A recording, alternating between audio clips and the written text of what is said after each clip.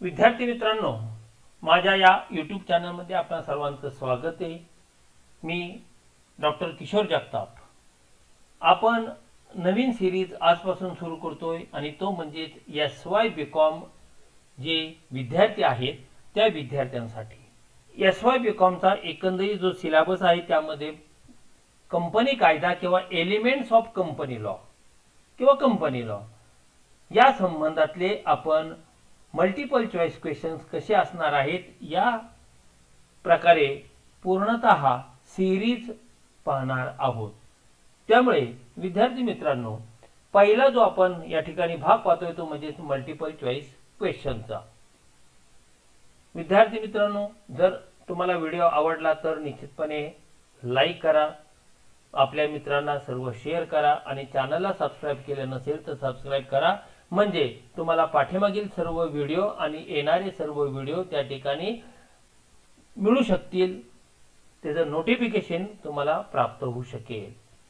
माझी स्वतःची वेबसाईट आहे, फेसबुक आहे, इंस्टाग्राम आहे, व्हॉट्सअप आहे, यांच्या सर्व लिंक मी डिस्क्रिप्शन बॉक्स मध्ये त्या ठिकाणी दिलेले आहेत। त्यामुळे त्या तुम्ही फॉलो करू शकता आणि सर्व व्हिडिओ त्या ठिकाणी पाहू शकता। कंपनी कायदा म्हणजे कंपनी लॉ किंवा कॉर्पोरेट लॉ किंवा आपण त्याला कंपनी कायद्याचे मूलतत्वे, एलिमेंट्स ऑफ कंपनी कायदा, काहीही तुम्ही त्या शब्द द्या, आपण त्याचं सर्वांचं मिळून एक शॉर्ट नाव तयार केले ते म्हणजे कंपनी कायदा। आता हा कंपनी कायद्यामध्ये एक एक प्रकरणावर आपण एक एक व्हिडिओ त्या ठिकाणी पाहणार आहोत आणि म्हणून पहिला जो काही कंपनी कायद्याचा जो भाग आहे त्या भागावर आपण त्या ठिकाणी व्हिडिओ पाहूया। आता एमसीक्यू या पहिल्या भागावर कोणत्या प्रकारचे असू शकतील हे आपण पाहणार आहोत।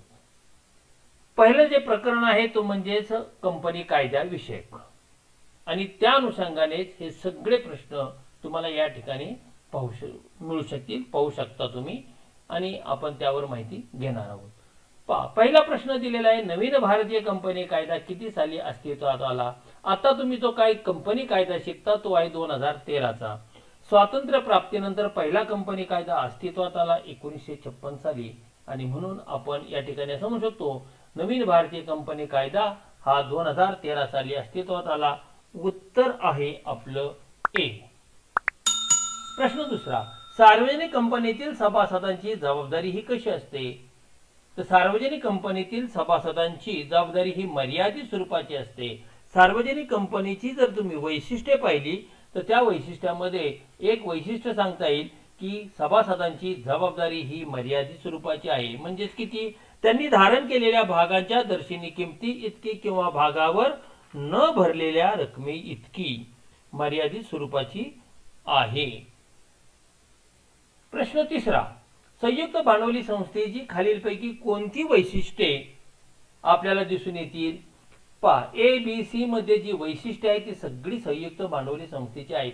मर्यादित जबाबदारी, स्वतंत्र कायदेशीर अस्तित्व, चिरंतन काळ अस्तित्व, बोधचिन्ह, सर्वमान्य मुद्रा, भाग हस्तांतर, हे सगळे संयुक्त भांडवली संस्थेचे काय आहेत? वैशिष्ट्ये आहे आणि म्हणून हे एबीसी वैशिष्ट्ये असल्यामुळे आपलं उत्तर आहे डी वरील सर्व। प्रश्न चौथा, सार्वजनिक कंपनी स्थापन करण्यासाठी किमान किती व्यक्तींची आवश्यकता असते? किती व्यक्ती एकत्र आल्यानंतर सार्वजनिक कंपनीची स्थापना होऊ शकते? तर कंपनी कायद्याचा जर तुम्ही विचार केला तर तुम्हाला त्या ठिकाणी लक्षात येईल की सार्वजनिक कंपनी स्थापन करण्यासाठी किमान 7 व्यक्ती आवश्यक आहे आणि म्हणून उत्तर आहे बी 7। क्वेश्चन नंबर 5, खाजगी कंपनी स्थापन करण्यासाठी किमान किती व्यक्तीची आवश्यकता असते? मागाची आपण सार्वजनिक पाहिली, आता खाजगी कंपनी स्थापन करण्यासाठी किमान 2 व्यक्तींची आवश्यकता असते आणि म्हणून उत्तर आहे आपलं डी 2। प्रश्न क्रमांक 6, खाजगी कंपनीतील सभासदांची कमाल संख्या। आता पहा, आपण किमान पाहिले, कमीत कमी, आता इथे जास्तीत जास्त। खाजगी कंपनीतील सभासदांची कमाल संख्या किती आहे?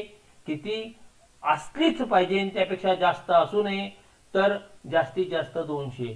विद्यार्थी मित्रांनो, तुम्ही पुस्तके जे वापरता त्या पुस्तकामध्ये अनेक ठिकाणी 50 चा उल्लेख आहे परंतु कंपनी कायद्यातल्या दुरुस्त्यानुसार खाजगी कंपनीतील सभासदांची कमाल संख्या ही 200 पर्यंत मर्यादित केलेली आहे आणि म्हणून उत्तर आहे सी 200. प्रश्न 7वा, सार्वजनिक कंपनीतील सभासदांची कमाल संख्या कितीही असू शकते, अमर्यादित, असंख्य, अगणित आणि म्हणून उत्तर आहे डी अमर्यादित. प्रश्न 8वा, खाजगी कंपनीत संचालकांची किमान संख्या किती असली पाहिजे, तर कमीत कमी 2 संचालक हे खाजगी कंपनीत असले पाहिजे आणि म्हणून उत्तर आहे ए 2. प्रश्न 9वा, सार्वजनिक कंपनीत संचालकांची किमान संख्या किती असते. पहा, आता खाजगी पहिले, आता सार्वजनिक. खाजगी कंपनीत 2 तर सार्वजनिक कंपनीत 3 किमान संचालक असणे आवश्यक आहे आणि म्हणून उत्तर आहे बी 3. प्रश्न क्रमांक 10, स्वातंत्र्य प्राप्तीनंतर पहिला भारतीय कंपनी कायदा किती साली अस्तित्वात आला, तर मगाशीच आपण पाहिलं 1956. प्रश्न क्रमांक 11, कोणत्या कंपनीला नियामक सभा म्हणजे स्टॅच्युटरी मीटिंग घेण्याचे कायदेशीर बंधन असते. आता तुम्हाला इथे 4 ऑप्शन दिलेले आहेत. या 4 कंपन्यांपैकी कोणत्या कंपनीने नियामक सभा म्हणजेच त्याला आपण वैधानिक सभा असं सुद्धा म्हणू शकतो, स्टॅच्युटरी मीटिंग घेतलीच पाहिजे असं बंधन कायद्याने घातलेलं आहे. तर असं बंधन फक्त सार्वजनिक कंपनीला आहे आणि म्हणून उत्तर आहे ए सार्वजनिक कंपनी.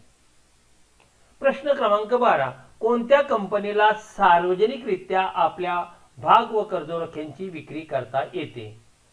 पहा, सार्वजनिक कंपनी आणि खाजगी कंपनीचा जर तुम्हाला अर्थ माहिती असेल, व्याप्ती, कार्यक्षेत्र माहिती असेल तर निश्चितपणे या प्रश्नाचं उत्तर तुम्हाला देता येईल.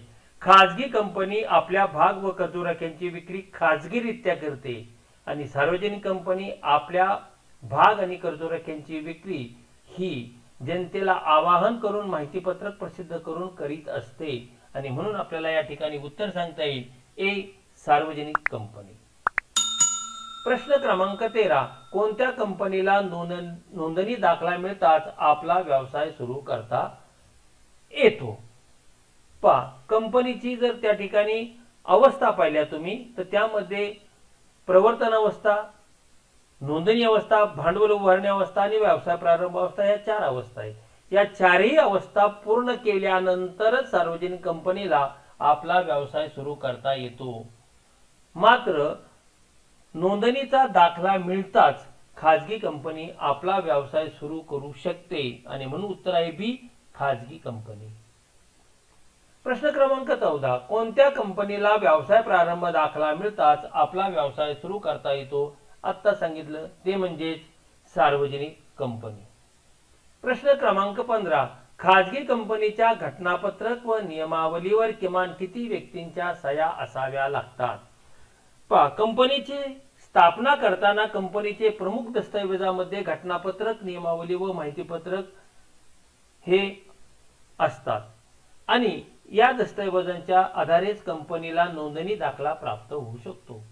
मात्र हे घटनापत्रक, नियमावली, माहितीपत्रक हे अधिकृत ठरण्यासाठी योग्य व्यक्तींच्या सह्या त्यावर असणे आवश्यक आहे आणि खाजगी कंपनीच्या बाबतीत मात्र अशा सह्या किमान 2 व्यक्तींच्या तरी असल्याच पाहिजे. कारण खाजगी कंपनी स्थापन करण्यासाठी किती लोकांची आवश्यकता आहे, किमान 2, म्हणून सह्या सुद्धा 2 व्यक्तींच्या. उत्तर ए 2. प्रश्न क्रमांक 16, सार्वजनिक कंपनीच्या घटनापत्रक व नियमावलीवर किमान किती व्यक्तींच्या सह्या असाव्या लागतात. पहा, सार्वजनिक कंपनी स्थापन करण्यासाठी कमीत कमी किती लोक असावे लागतात, 7. म्हणजेच घटनापत्रक आणि नियमावलीवर किती व्यक्तींच्या सह्या असणं आवश्यक आहे, 7 आणि म्हणून उत्तर आहे डी 7. प्रश्न क्रमांक 17, कोणत्या कंपनीत मालकी व व्यवस्थापन यात फारकत झालेली दिसते. खाजगी कंपनीमध्ये जे काय मालक आहेत तेच व्यवस्थापन पाहतात. अमर्यादित कंपनी सुद्धा तशाच प्रकारे असू शकतो. हमीने मर्यादित कंपनीच्या बाबतीतही तोच भाग आहे.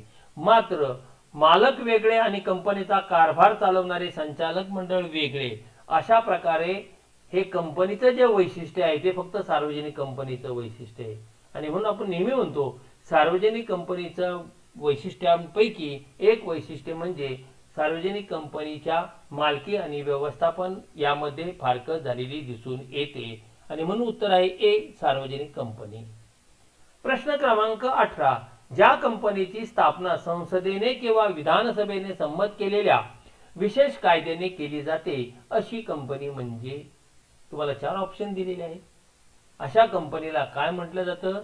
वैधानिक कंपनी, नियामक कंपनी, विधिविहित कंपनी, स्टॅच्युटरी कंपनी इंग्लिशमध्ये. आणि म्हणून उत्तर आहे ए, वैधानिक कंपनी. प्रश्न क्रमांक 19. ज्या कंपनीच्या सभासदांची जबाबदारी ही, पहा सभासदांची जबाबदारी कशी आहे पहा, त्यांनी खरेदी केलेल्या भागांच्या दर्शनी किमती इतकीच. 100 रुपयाचा भाग खरेदी केला असेल तर जबाबदारी 100 रुपये इथपर्यंतच, त्यापेक्षा अधिक नाही. त्यांनी किती पैसे भरले पाहिजे? 100च.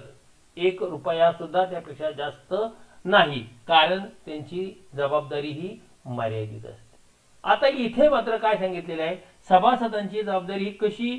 त्यांनी खरेदी केलेल्या भागांच्या दर्शनी किमती इतकी जर मर्यादित असेल तर अशा कंपनीला तुम्ही काय म्हणू शकता? तर भागांनी मर्यादित कंपनी असं आपण म्हणू शकतो. प्रश्न क्रमांक 20. ज्या कंपनीतील सभासदांची जबाबदारी ही सभासदांनी दिलेल्या हमीच्या रकमे इतकी मर्यादित असते अशी कंपनी म्हणजे हमीने मर्यादित कंपनी होय. आणि म्हणून उत्तर आहे तुमचं सी. ज्या कंपनीच्या वसूल भागभांडवलापैकी किमान 51% भागभांडवल हे केंद्र सरकार, राज्य सरकार किंवा या दोन्ही सरकारांनी खरेदी केलेले असेल, धारण केलेले असेल तर अशा कंपनीला काय म्हणतात? थोडक्यात ज्या कंपनीमध्ये 51% पेक्षा जास्त भांडवल हे सरकारचं आहे तिला आपण म्हणतो सरकारी कंपनी बी. प्रश्न क्रमांक 22. जी कंपनी दुसऱ्या कंपनीचे 51% किंवा त्यापेक्षा अधिक भाग भांडवल धारण करते आणि दुसऱ्या कंपनीवर नियंत्रण ठेवते, कंट्रोल, अशी कंपनी म्हणजे सूत्रधार कंपनी. तिलाच नियंत्रक कंपनी असं म्हणतात. इंग्लिशमध्ये होल्डिंग कंपनी असं संबोधलं जातं आणि म्हणून उत्तर आहे सी, सूत्रधार कंपनी. प्रश्न क्रमांक 23. ज्या कंपनीचे 51% किंवा अधिक भाग भांडवल दुसरी कंपनी धारण करते आणि ज्या कंपनीवर नियंत्रण ठेवले जाते अशी कंपनी म्हणजे सबसिडियरी कंपनी, दुय्यम कंपनी. मगाशी आपण पाहिलं सूत्रधार कंपनी, आता ती दुय्यम. एक्स आणि वाय ह्या दोन कंपन्या आहेत. एक्स ने वाय चे 51% पेक्षा जास्त धारण केले असेल तर एक्स कंपनी ही होल्डिंग आणि वाय कंपनी ही सबसिडियरी म्हणजे दुय्यम. म्हणून इथे उत्तर आहे आपलं बी, दुय्यम. प्रश्न क्रमांक 24. सभासदांच्या शेतमालाचे उत्पादन करणे, मालाची प्रतवारी करणे, विपणन करणे, साठवणूक करणे म्हणजे शेतमालाच्या बाबतीत म्हणजे शेतकऱ्यांच्या बाबतीत जे काही विविध प्रकारच्या क्रिया आहेत त्या क्रिया पूर्ण करण्यासाठी स्थापन झालेली कंपनी म्हणजे उत्पादक कंपनी, प्रोड्यूस कंपनी. आणि म्हणून उत्तर आहे बी. प्रश्न क्रमांक 25. ज्या कंपनीचा मुख्य हेतू नफा मिळविणे नाही तर समाज कल्याणकारी योजना राबविणे हा असतो अशा कंपनीला काय म्हणतात? विश्वस्त कंपनी. विदेशी कंपनी म्हणजे ज्या कंपनीची नोंदणी परदेशात झाली पण व्यवसायाचे ठिकाण भारतात आहे तिला विदेशी कंपनी. उत्पादक म्हणजे आता आपण पाहिलं शेतमालाची पूर्णतः वर्गवारी करणे, प्रतवारी करणे, उत्पादन करणे, विक्री करणे सर्व भाग उत्पादक. सूत्रधार म्हणजे होल्डिंग कंपनी. इथे आपल्याला पाहिजे ते म्हणजे काय? समाज कल्याणकारी योजना राबवण्यासाठी जी कंपनी स्थापन होती ती काय आहे? विश्वस्त कंपनी म्हणजेच डी. विद्यार्थी मित्र हो, जर तुम्हाला या ठिकाणी व्हिडिओ आवडला असेल तर निश्चितपणे लाईक करा. तुमच्या ज्या काही कमेंट्स असतील ते कमेंट्स बॉक्स मध्ये टाका. आपल्या सर्व एसवायच्या विद्यार्थी मित्रांना किंवा ज्यांना कंपनी कायदा हा विषय सिलेबस मध्ये आहे अशा सर्व विद्यार्थ्यांना हा व्हिडिओ शेअर करा. आणि विद्यार्थी मित्रांनो, चॅनलला सबस्क्राइब करायला विसरू नका, कारण आपण यावर अनेक प्रकारचे व्हिडिओ पाहणार आहोत.